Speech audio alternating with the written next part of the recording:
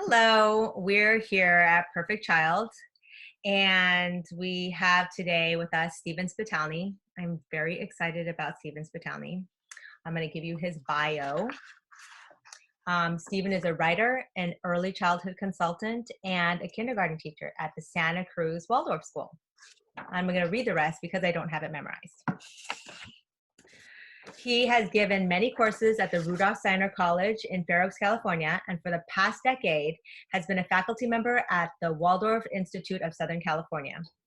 He's a former board member of the Waldorf Early Childhood Association of North America, also called WECAN, and has edited the WECAN newsletter Gateways for many years.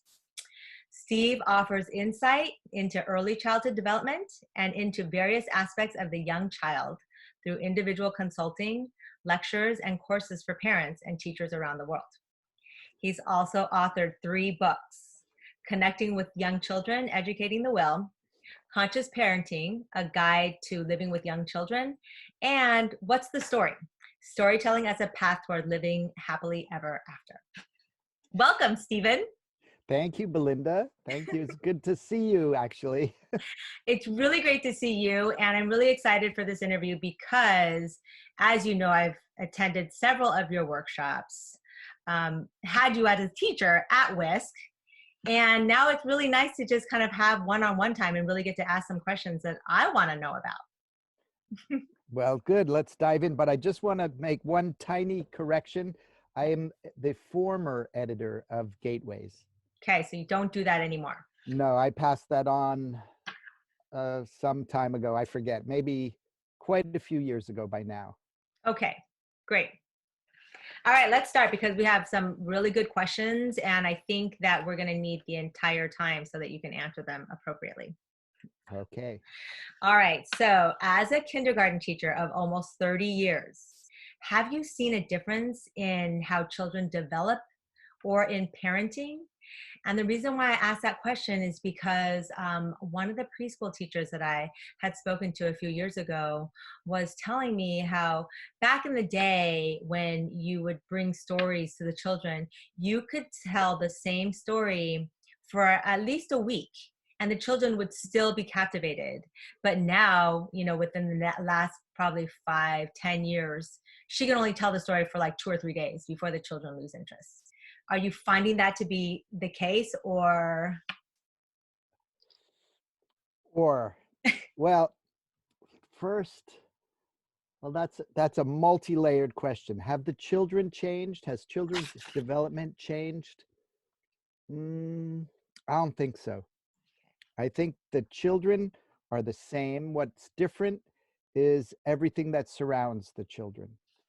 So they still progress in their normal developmental milestones, and sometimes they're more supported by the environment, including family, including school, institution setting kind of a thing. And sometimes I feel it could be a hindrance for the children. The little piece, the story aspect of the question, when I first started as a kindergarten teacher at the end of the 80s, remember back then, the end of the 80s, I could tell a story. If I really hit the right story for the children, I could tell it for 4 weeks. Amazing. The same story. Yep, every day, well, 5 days a week, you know, the kindergarten days for 4 weeks. And if I were to make a chart, you know, a graph from then to now, it's definitely heading straight down. And now I feel lucky if I can do a story longer than 1 week. But I still can always get at least 1 week out of a story, for sure. Okay, now and you know, even back then, I would tell a story, and after a week or something, the children might say, "Oh no, not this story again." And if I just kept going with the story, very quickly, within less than half a minute, the children would be, and they'd be gone into the story. So I learned that it's not so much the words that they say, but there are other ways to tell if the story is still an important story for these children to continue to hear, or if it's time to move on to a new story. And go ahead, you were going to Oh, say I was something. going to say, oh, now that just reminds me possibly why that's happening, because you're saying their environment is media. Right? Why is that happening? Exactly. This is the culmination, though, of why it's happening, I think. Um, you know, the children are surrounded by adults, and the adults are being trained by the various types of media. For decades this has been going on. The adults have been trained to expect shorter and shorter and shorter moments before something new is happening. So I remember the late Joseph Chilton Pierce was a I couldn't call him a friend, but we spent a lot of time together. Mhm. And he told me one time that he had been hired by PBS, so not by just a commercial television station. Do you know what television is? What is that? Yeah, it's The the black and olden white? days. So he was hired by PBS to be part of the advisory group for some sort of a children's show. And at first he was very excited about the idea of it.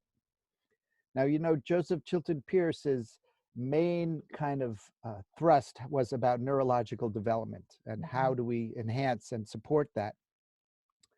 And when he was working with the producers and the director of this show, they were wanting the scene shifts to be very rapid. And he said, no, that's not what's good for the children. We need, you know, long shots and slow changes. And the director said, no one was going to pay attention if you don't shift all the time. And so he left that project. But I think that's a picture of what has been happening over decades. Right. So that's not, if that's not the children, that's what the children are surrounded by, you Right. know. uh, so my philosophy, and not only mine, I think a sensible philosophy is that you you try to discover where the children are at right now. And then if you think, wow, their attention isn't going to last very long with the story, but you think it's important that they live with the story for longer than a week or longer than whatever it is, then you start with the story for a short period of time and gradually work to see if you can extend the amount of time, if you think it's important for the children to stay with the story for an extended time. I do think it's important. It's a, you know, all neurological development is supported by repetition. And when we don't have enough repetition, then the children are losing out. I mean, And that's how neural pathways decide to myelinate, you could say, because they are pathways that are being used over and over. that's why, previously in the 80s when you were a teacher, you would tell the same story for 4 weeks long. And just that repetitiveness, that Yeah. it's, building their brain cells. Now, of course, it wasn't the exact same every day, because after some amount of time, I maybe would change to, now we're going to act out the story, but it would still be the same story. Mhm. And I see. sometimes I would do the story as a puppet show the whole time, starting on day one. Here's the puppet story. And then maybe after a week, I could see if I think any of the children could be sort of reliable helpers for doing the puppet show. And Mhm. then by the example of those children, the other children really want to help. So they, you know, sit more attentively, and they seem like they take in the story more when they're trying to be more attentive. So that's part of it. What I have seen, though, changing over the years is in the realm of the parents' distractedness. And so the children have less connection with their own family, because the Mhm. adults have their attention elsewhere. And I think that's a big challenge. I think one thing that hasn't changed and has always been a challenge is that adults tend to think that the children are more advanced neurologically than the children actually are, in terms of how they speak to the children and trying to explain things and get the children to understand, and get the children to say something about how they think someone else might be feeling. And maybe we could talk about that in this time together. But this doesn't really match the neurological development of the children, but children are adaptable. So instead of kind of devoting their whatever energy you want to call it, their life forces, their chi, their prana, to the work of building up their body and their organs, and refining how the organs function, which I think of as one of the primary functions of the first 7 years, the children instead have to use that energy to adapt mentally when it's a little bit premature for them, and then I feel it's at the expense of the development of their physical body. Yeah, and well, what do you say to somebody who says, "Oh, but my child loves to learn. They're always asking for more and more. They want to know everything, and that's why I explain everything to them." Yeah, I often tell them this story. This is a true story and happened in my kindergarten in the early 2000s. The names will be changed to protect the innocent. There was a girl, a very powerful little girl, and very fiery. And of all of the children I had that year, she was the one most likely to resort to physicality if things weren't going the way that she wanted them to go. But when it was going well, she was very cooperative and imaginative, and she loved to play, and everyone liked to play with her.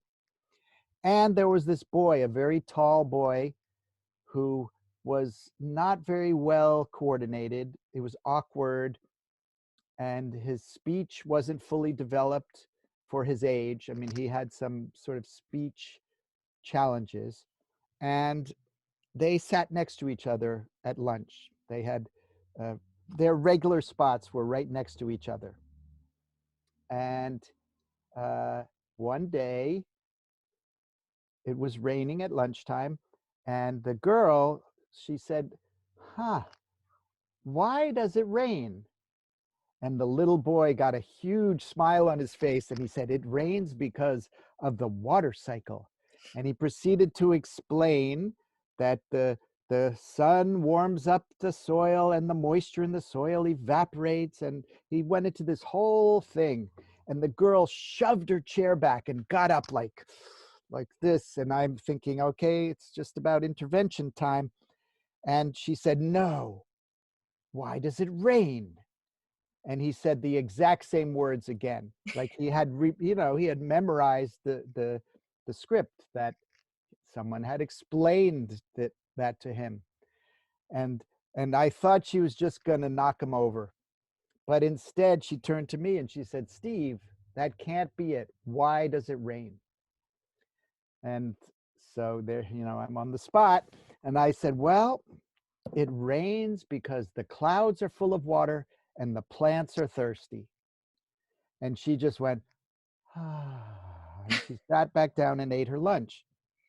And to me, that's a perfect example of the difference between how you might answer a child's question. I want to tell them something that's true, and I feel that that was a true answer that I gave. But it left room for the child's imagination, for the child to really kind of move with the images of my answer. And for that boy, this was just words and like just this kind of a concept that he really didn't get, but he knew the words of it.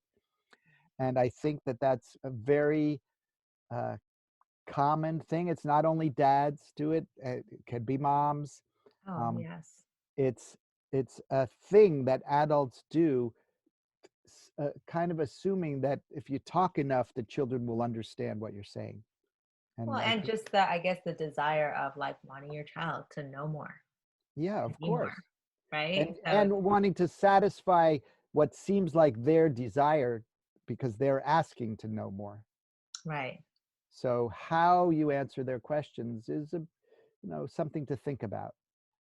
Yeah. It's, I would imagine it's kind of hard to think that way because we're raised in a certain way that's very fact based. So sometimes Yeah, when you want to try and talk in that story imaginative language, I don't have the words. right. So we have to kind of connect with our inner poet and practice sometimes. Your child is really the best teacher for you to help you kind of live into that sort of way of relating to the world, because for the children, all things of the world have like a voice. Mhm. It's no big deal for them if the plants are talking in a story, or somebody says, oh yeah, this and that said this or that. But we think, no, that's not a part of any kind of response. And so we have to just kind of allow ourselves entry into this imaginative world that the children, that's where they live. Yeah, and actually now that I'm recalling, I was having a conversation with a mom when my child was younger and was like, I don't know that I have that capacity to actually be that imaginative. And her response was, well, you can always just reply, huh, I wonder. Yeah, that can be useful, give you some time. Yes. But and sometimes the children ask you a question because they want to tell you something. So if you respond like that, that could give them the opportunity to give you their answer. But it also could be really frustrating if that's what you say when they say, why this, why that? Well, I wonder. And that couldn't be your only answer. It's Right. not going to work very well for anyone involved. Yes. Yes, that's true. All right. So my other question is, you have mentioned before three basic needs that young children have: safety, contentment, and connection. Do you have any quick and easy tools or advice to share for parents around these three needs? Absolutely, yes. But I feel like this is, one of the key things for adults to think about. So as an adult, it's up to us to uh, fulfill our own needs. It's up to me to make sure that the environment I'm in feels safe. Otherwise, I take myself out of that environment. It's up to me to make sure that I have a connection with other people. That's my job. And it's up to me to try to satisfy some of uh, my desires. And also it's up to me to moderate all of these needs. So I can understand sometimes I don't get what I want, but maybe later I will. Or maybe, you know, for me to feel safe, I have to sacrifice something, so I can moderate my needs. But for the young child, we have to supply their needs. It's up to us to make sure that they are experiencing safety, for instance. So safety is a tricky one because it's not just physical safety. So, of course, physical safety is something the child might not clue into.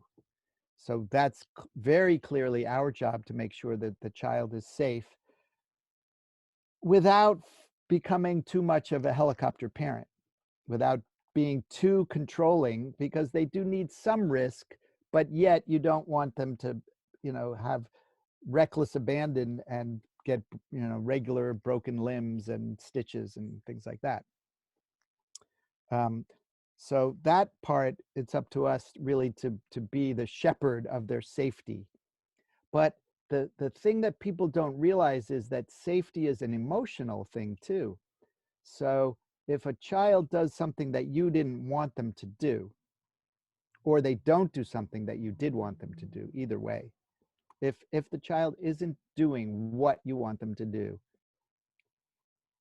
often the adult becomes something scary for the child. So the child is left with this feeling of not being safe, and the adult is the cause of it. And this is a very tricky thing, because for the child to have trust in the world and trust in their parents, they need these experiences of feeling safe and feeling connected and feeling that some of their wants are able to be satisfied. So this is tricky, because we can be the big bad scary monster that makes them feel unsafe. And why that happens is because when things don't go the way someone wants them to go, when someone is stressed, when you're triggered, when your buttons are pushed, however you like to say it, you revert to your kind of lifelong habit pattern of what do you do when it's not working out. And some people, yell and scream and become like a big scary bear, and some people kind of melt down and want to go hide in the corner and cry. But whatever the pattern is, it's not helpful Right. because you're not present in that interaction. And what the child and what you lose when that happens is connection. So not only is the child feeling not safe, they also don't feel the connection with you any longer.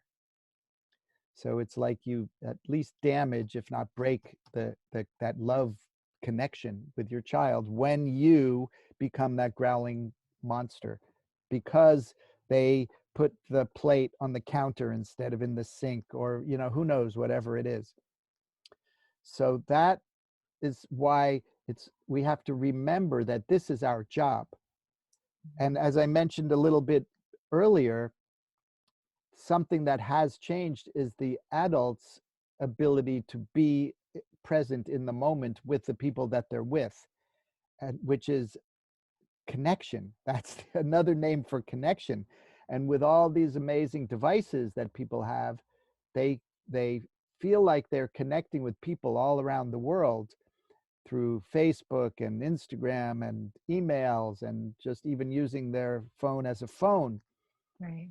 But the child who's right with them does not experience that connection, because the adult is a lot of the time off in cyberland through their Not device. present. Yeah, yeah. Yeah. And they can So, sense that. yeah. And even today in the modern world of 2020, if you were to go to the store to buy a stroller for your child, well, first of all, some years ago, the seat of the stroller switched. It switched from the baby was facing you as the adult pushing the stroller. Somewhere along the way, the stroller switched so the baby is facing outward into the world instead of, with you eye to eye while you're walking together. But now strollers have a little slot up by the handle where you can put in your No, iPad or your phone. Absolutely, yes. I have not seen one in a long time, but when I go walking Yeah. in the mornings and I do see mothers, it usually when I see moms that don't have their child in front of media and the child's facing outward, I'm like, oh my God, good for you. You don't have your child in front of media. Right, but sometimes the parent has their own media on the Yes. up by the handles. That's right.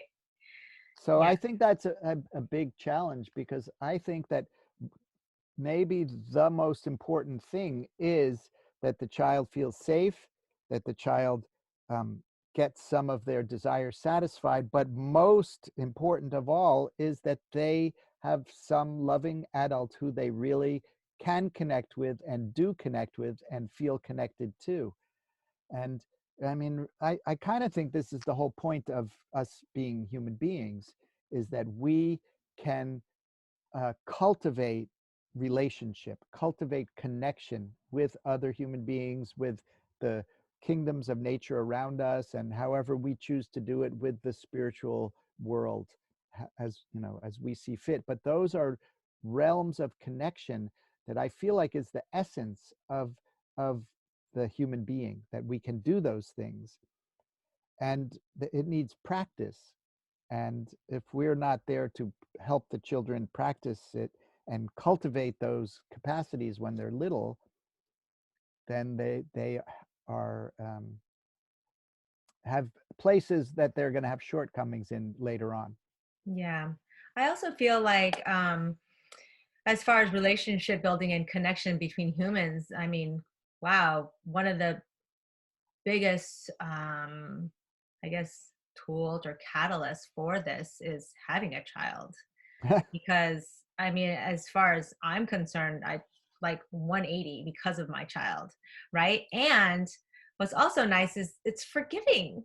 When they're babies, I mean, I had a really bad temper when she was smaller because, probably didn't get my needs met.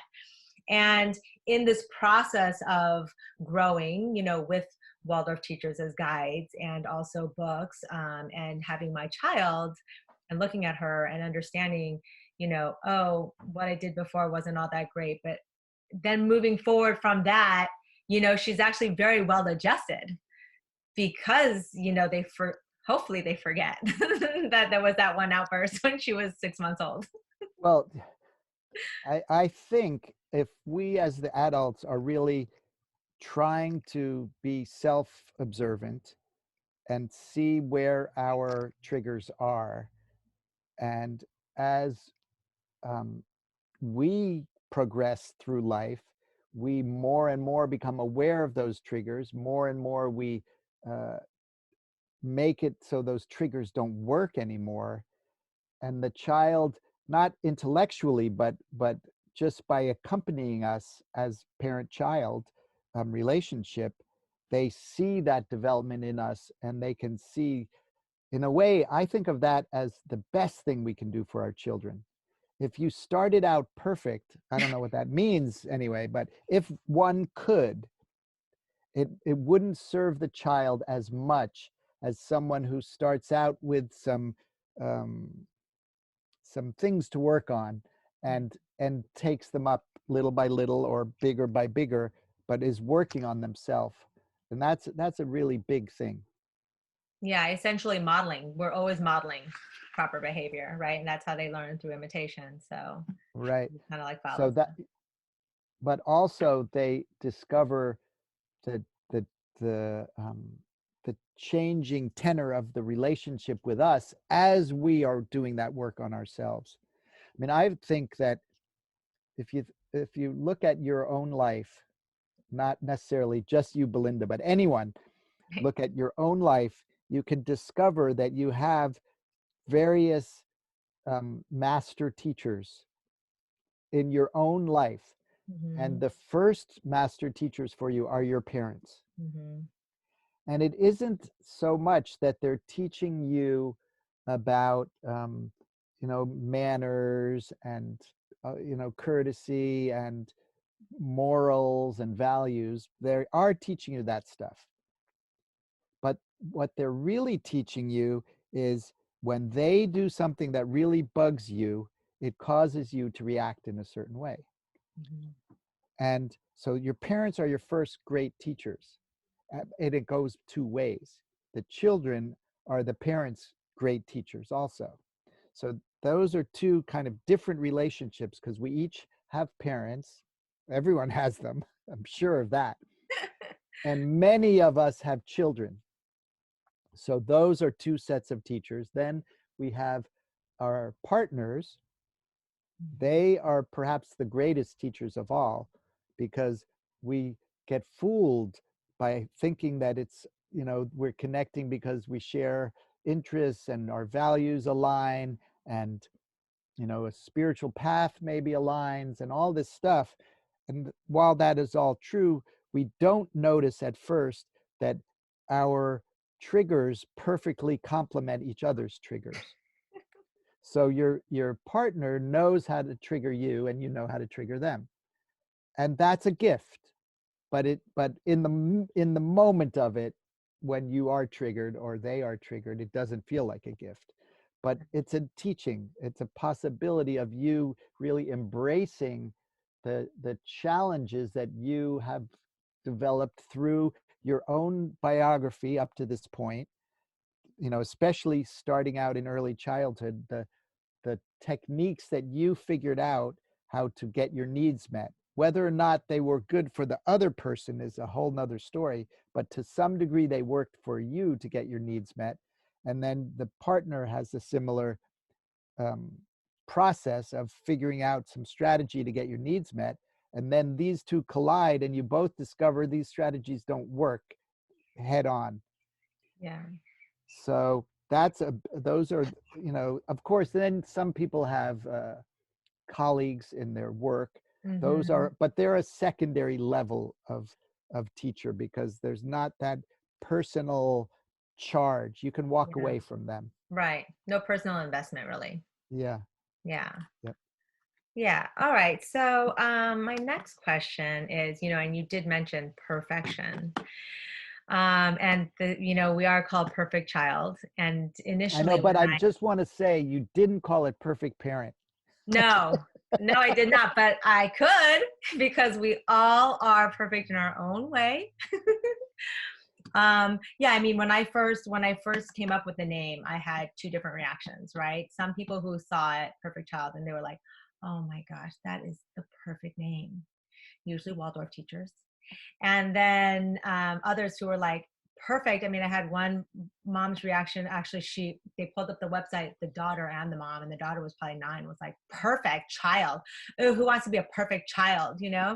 Because society sort of puts on this fake perfection, right? Aspirational um, person. And what I'm trying to achieve with this perfect child is that every child is perfect. And if you can look at your child not as this child is perfect because she can do no wrong, it's more like looking at the child without judgment, right? Yeah. And so, I mean, I feel like that's a lot of what you talk about when you're lecturing is like not having judgment and recognizing that like we need to work because our child is X, Y, or Z. Yeah. Well, first I want to say when I first heard your name of your website, Perfect Child, I thought of I've had two types of parents in my kindergarten. Well, many types, but there's one type that thinks of their child as my perfect child. And if anything happens within the life of the kindergarten where that child has a uncomfortable experience in some way or other, they didn't get to play with the special toy that they wanted to that day or something like that, the parent looks at their perfect child and then comes to me and says, all these other terrible children are doing things and making my perfect child have a bad day. Mm-hmm. But then there's another kind of parent who thinks that their child is the very, very far from perfect child, and that anything untoward that happens in the kindergarten, it must be my child's fault. Oh, So maybe you haven't met any of those parents. no. Yeah. So eh, yeah, everyone is perfect. Everyone is perfect, but you know, what kind of work can adults be doing? Is it mostly just self-awareness? That's It's all self-awareness. No, it's a little bit awareness of the developmental stage of the child too. You know, but it first is self-development. So something happens and you didn't want it to happen, whatever it is. And your consciousness, your mind goes to this place of they shouldn't have done that. Like that's the first sort of stage in all of this. Nothing outward has happened with you yet, but you observed something in the child, an activity, a behavior, they did something, and it in you rises up this thought, they shouldn't have done that. That was bad, or something like that. As soon as that happens, I think your child can sense that actually, because mhm. I really believe that the children are like a sense, their whole being is like a sensing organ. And part of what they can sense is more than what most adults can sense, that we have learned how to tune all that stuff out. Or I think really that it's the development of our own intellect blocks out all of that sensitivity to other Right. levels of reality. But as soon as in us that thought, they shouldn't have done it, that was bad, that wasn't appropriate, that was wrong, all that whole realm of judgmental thinking, the child feels that, and it doesn't feel good.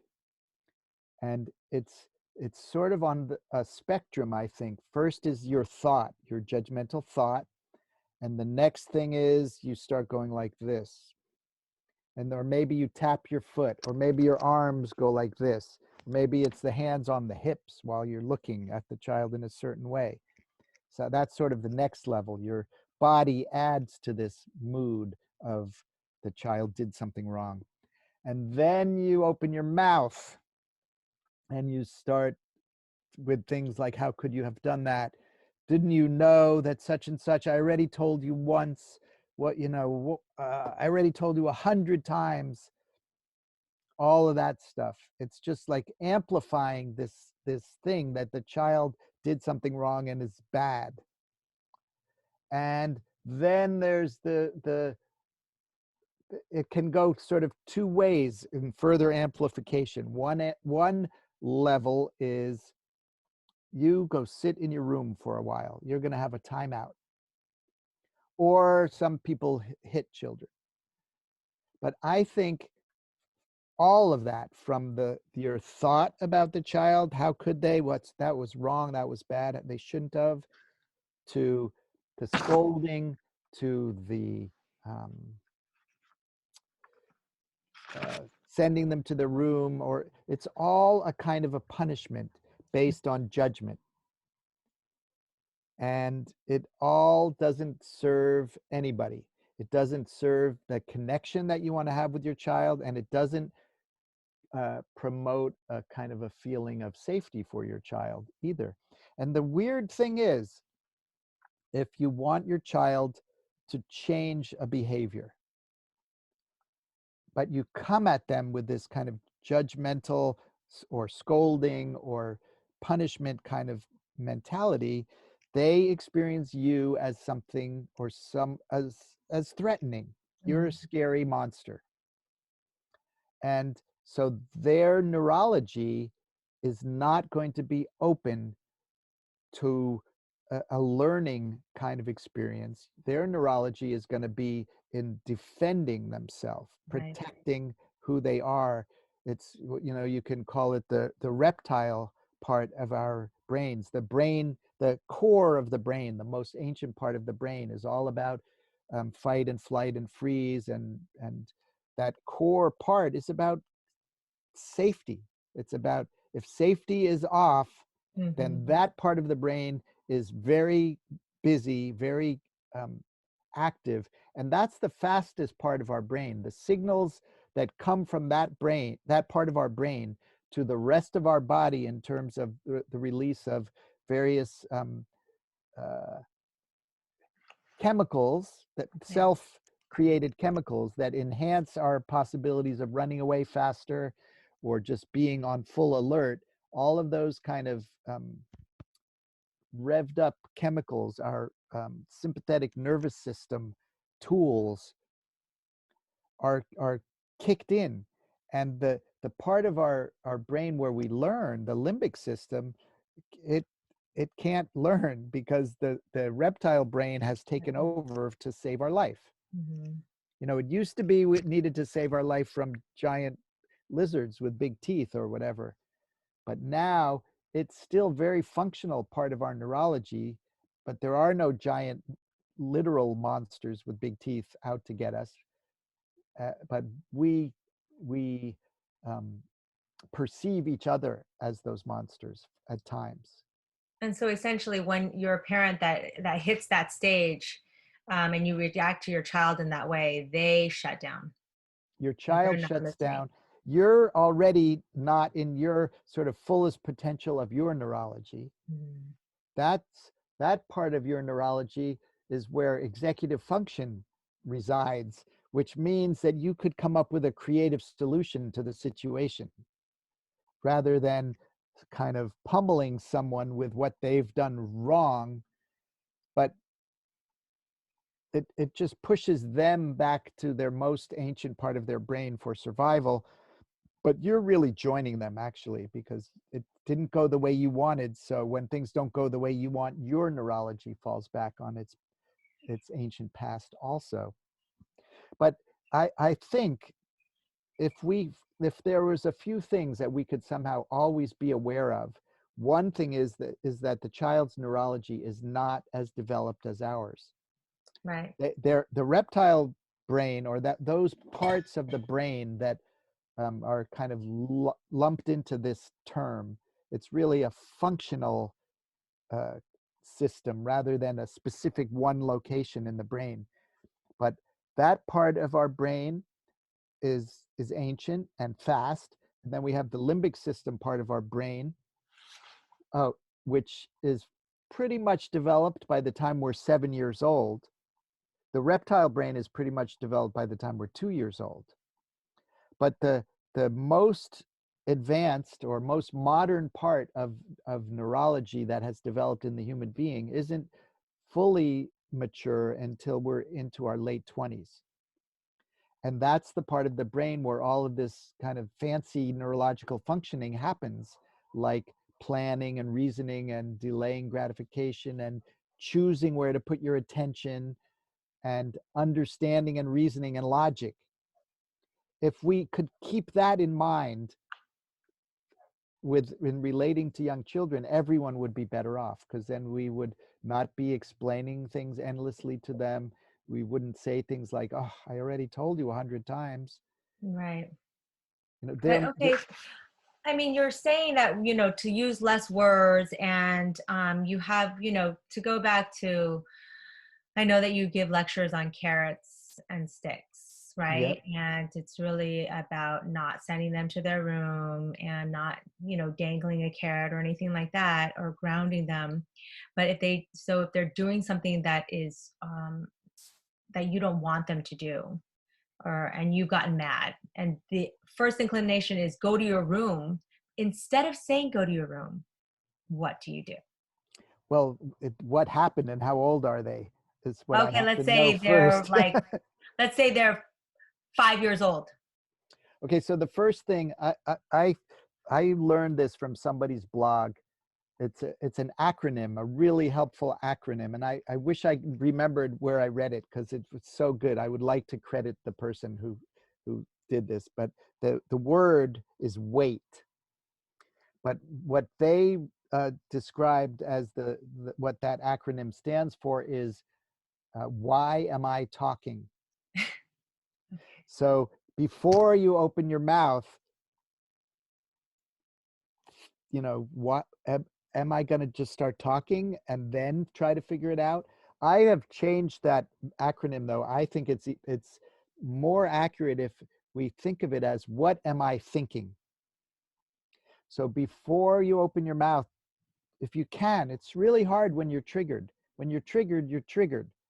So you have to find ways to practice putting something in place of the trigger reaction. Mm-hmm. But yeah, so if you really could pause somehow and think, what am I thinking and what do I want to say or do right now, that would change everything already, because we do have access to that advanced thinking, which is commonly called the prefrontal cortex, Mm-hmm. where all that good stuff resides. So we have access to that. We are old enough to access it, and we should use it. I see, because now that you're explaining that, and I'm thinking about the scenario and implementing the weight, then you have that moment where you just say, we don't do things like that, But we just or did this it. belongs on the So table. yeah. So I'm maybe I'm a little hyper aware sometimes with speaking, I try not to say we don't do that here because we just did do it. Okay, that's So fair. clearly we do it. So I want to say something like, what I think is, if we can go to the most basic and most true thing that we could utter at a challenging moment, and I think the most true thing is, I don't like this. That's my truth. That thing happened, you were involved in it, and I don't like it. You're not bad, you're not this or that, but I didn't like it. And if we have a connection with our child based on this kind of deep trust, and the trust comes when the child feels safe and when they feel the connection.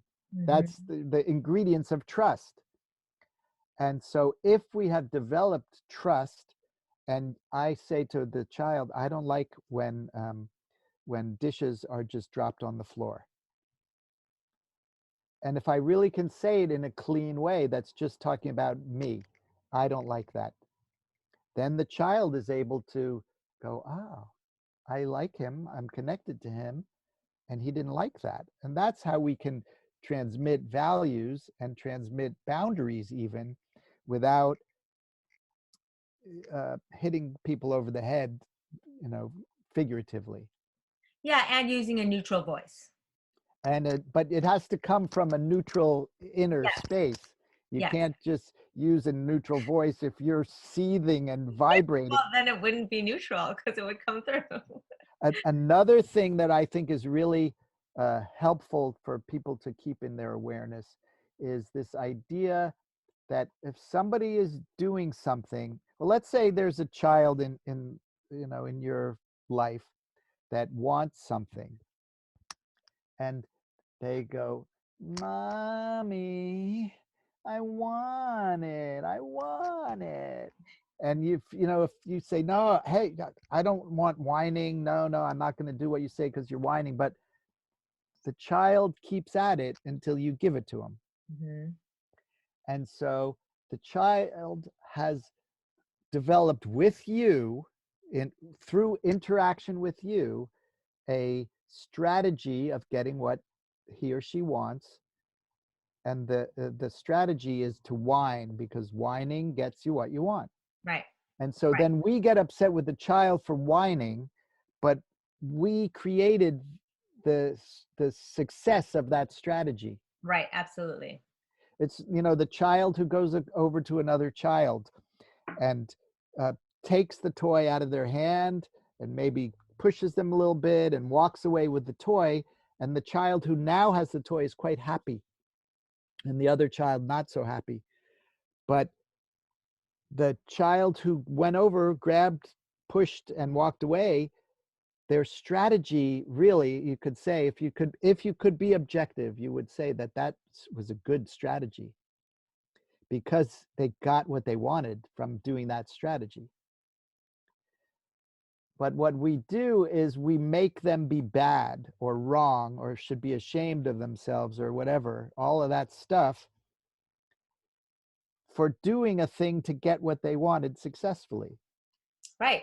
That's So if we would realize that the child has this habit of a way to get what they want, and it started out as they tried it out and it worked, so they continue to use that technique, and as it continues to work, it kind of strengthens their falling back on that technique to get what they want. And so it's not going to do much good if you just force them to do this or that. The angry monster in you comes scoldingly over to them and tells them to give it back. And how would you feel if they did that to you? Their neurology isn't ready to do that actually yet. And also, what if you just held out your hand, palm up, not trying to take it from them, just letting them give it to you. And once they do, you give it to the other child and you simply say, it's his turn now and you can have a turn later. And that's it. And then you're done with it. And you did it without charge. and you might have to do it later that day. You might have to do it the next day. You might have to do it a lot. But eventually, through this example that you've just put in front of them without telling them what to do, eventually one of those two children is going to take up your example. It could be that as the child walks over to take from the other child, the child who had currently been playing with it holds it tighter and says, "It's my turn now, and you can play with it later." Mm-hmm. Or the other child who had been the sort of taking child comes over, and the child who's now been used to that child taking away his toys holds it tightly, but the one who walked over says, "Can I have a turn next?"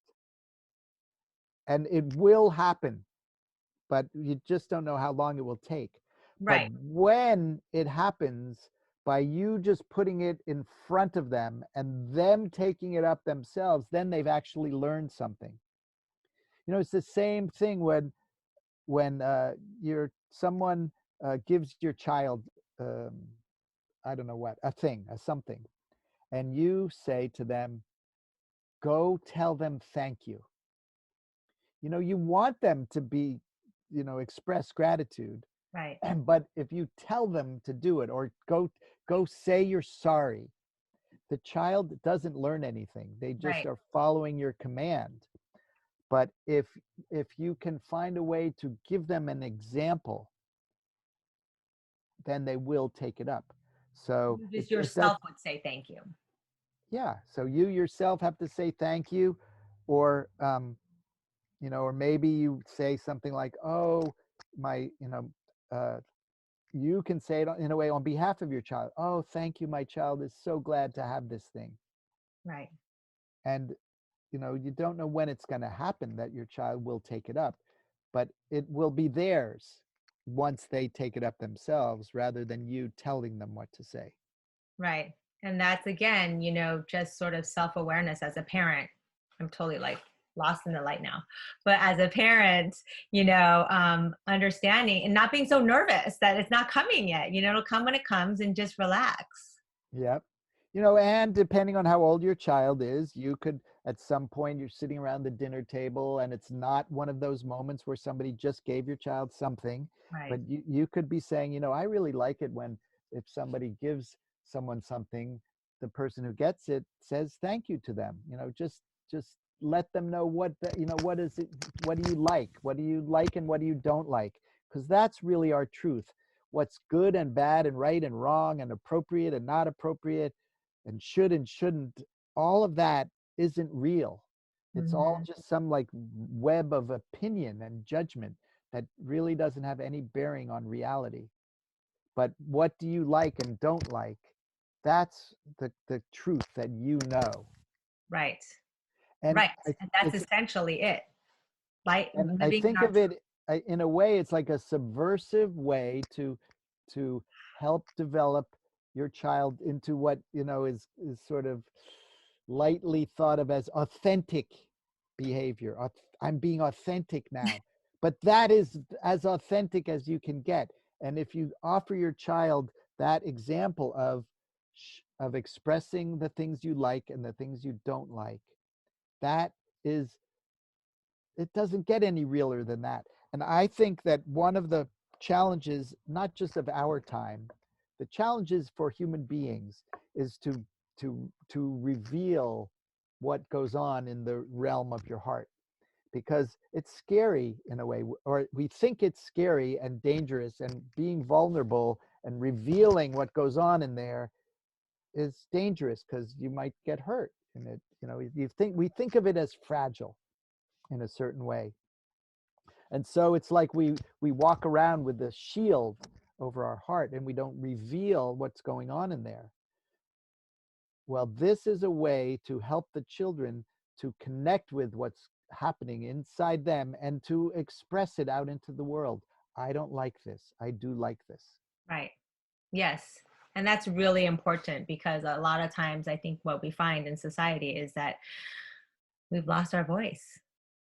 Right. So, Yeah. I mean, I But guess, no one took it from us. no. We gave it away. Mm-hmm. Mm-hmm. Right. And that's a whole nother topic. Yeah. Yeah. But this is a way that it's like it's subversive. We can help train uh, expressive people who connect with their own life of feelings. Yeah, But it takes time. We're doing this for the future of course. because we have also our own upbringing, our own biography, and also our whole ancestral stream that has led to us. All of that carries uh, baggage, it carries patterns, it carries trauma sometimes, maybe all the time. And so we have stuff to work on. And the more we're working on it, we think of it as for ourselves, but it's for our children, but it's also for our future ancestors too. Like Yes. we can help our ancestral line kind of get off of this repeating um, cycle of certain patterns. Right. Right. And just be more authentic. Yeah, in Yeah. the truest way. Yes. Yes. Thank you, Stephen. Well, it Sure. looks like the sky is getting darker, and I Yeah. didn't prepare for that at all. Yeah. um, so tell me, okay, where do people go to find you if they want to schedule a workshop for their parents, their classes, themselves? Where do they go? Well, okay, so I have a blog, I have a website, I do lots of workshops, and now I'm doing them all from here. Great. I have groups that I work with around the world, actually. It's kind of cool. I don't have to get on that many airplanes. In fact, I can't get on any airplanes these Right. days. I still have a group that I'm working with in China and Malaysia. Mhm. And tomorrow evening, I'm working with a group in Virginia. Um, Wonderful. yeah. So my website and my blog both are an unusual name. The Hmm. name is Chamakanda, Chamakanda, Chamakanda. Um, it comes from a story, but that's a whole long story. I'm not going to go into right now. But yeah, so my website is chamakanda.com and my blog is chamakanda.blogspot.com. And yeah, so it's easy. And so I know that recently you hosted a workshop in November. The follow up to that is in January. Yep. And how do you have like a newsletter that they can sign up on chamakanda.com to be alerted when these things happen? Right. So my blog, I send out things when I'm going to be doing an event that's a public event. This is a free talk I'm doing on January 23rd, 10 a.m. California time, and it's about how do we move beyond using sticks and carrots as a tool to get children to do what we want them to do, or to get anyone to do what we want them to do. But I just so you don't have to worry, there are times when those tools must be used. But Really? we have to be aware. That's the thing, is to be aware that we are using them. Perfect. Great. All right. So thank you so much. Well, thank you, Belinda. It's been a pleasure. Really great to interview you and have all this knowledge shared. And I hope to interview you again. Well, whenever you're ready. Thank you, Stephen. Have a Bye, great Belinda. evening. You too. Bye.